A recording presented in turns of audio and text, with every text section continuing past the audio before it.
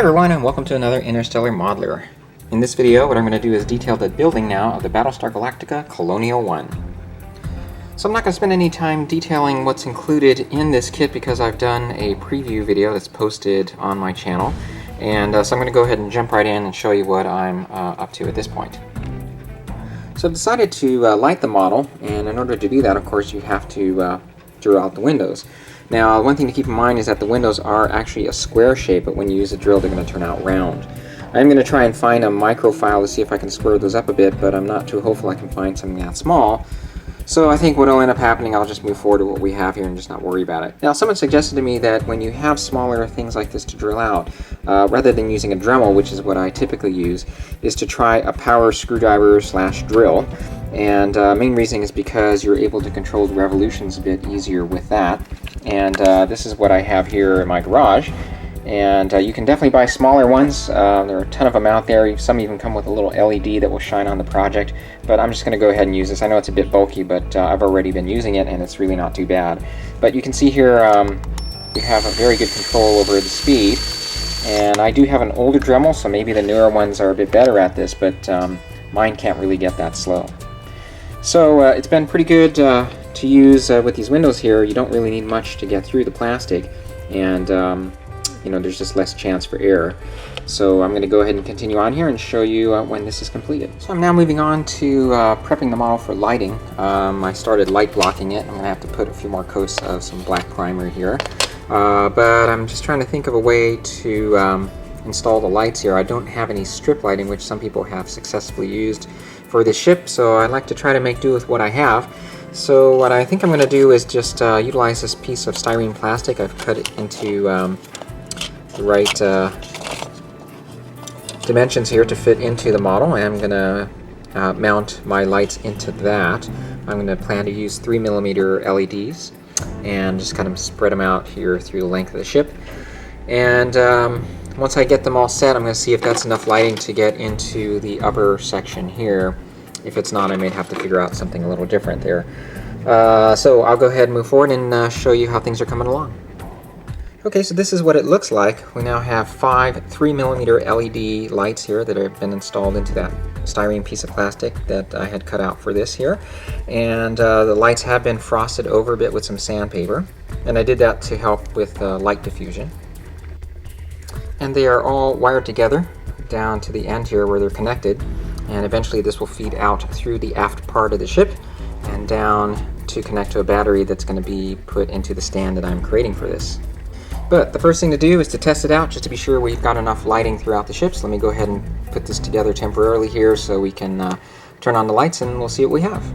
Alright guys, you can see we're getting ample light to all the windows now.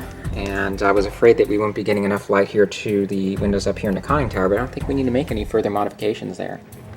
Okay, so it's time to move on now to constructing the aft part of the ship. I'm going to start with that because there's a number of things to put that area together.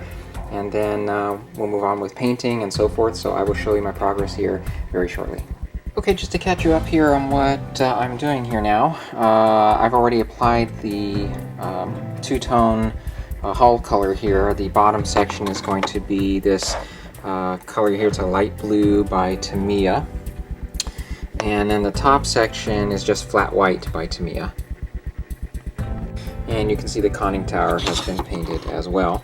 And I've addressed the seams here along the two halves. So I'm starting now to work on the engine assembly, and included here are these blast guards. Now the blast guards, they give you two options. You can build this model in the flying configuration or the landing configuration. The difference being whether or not these blast guards are extended or retracted.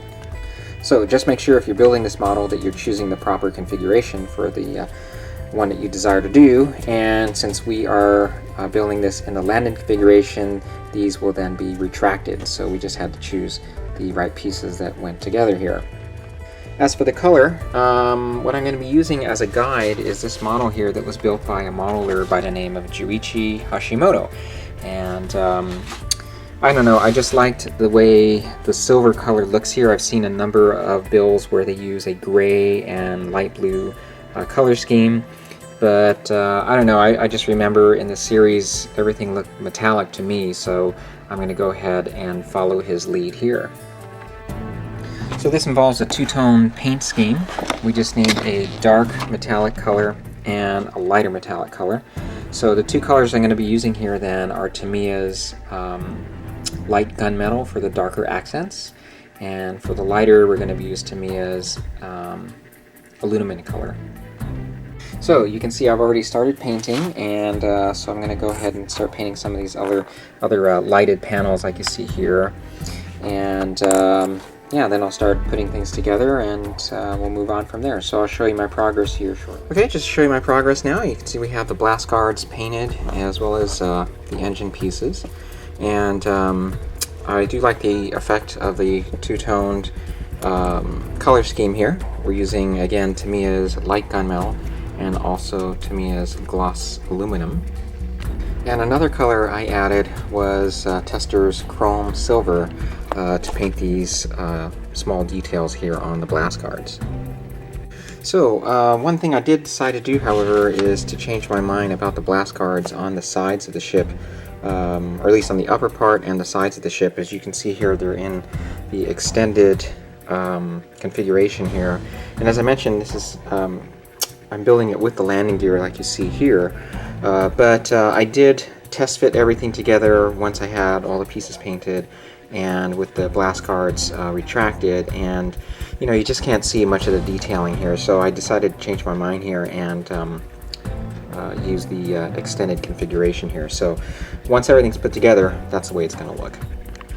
Now, one thing to bear in mind as you're doing this model is that the side guards here come in either the extended or the retracted position. However, the extended position in which they molded the model is such that these guards are straight out, and in a lot of the pictures I've seen of the ship, you kind of see it at this angle. So I just applied a little pressure here where it inserts into the side of the ship to get more of an angle like you see here.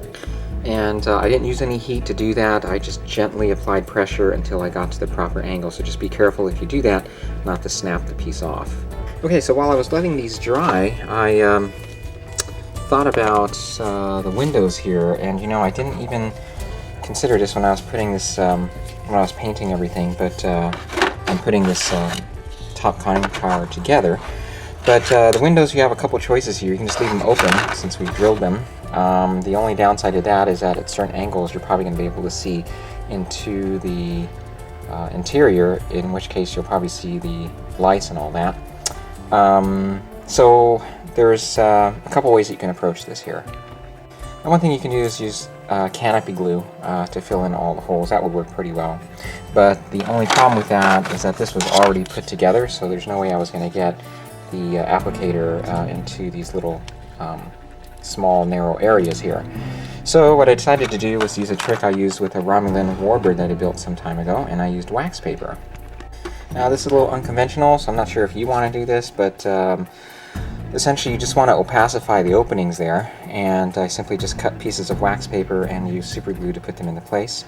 And now we have coverings along our windows here. And it worked real well for the conning tower because I simply just cut a piece in the shape of this area here and was able to slide it through and glue them into place. So that's going to work pretty well. I test lit that, and it gave me the effect I was looking for.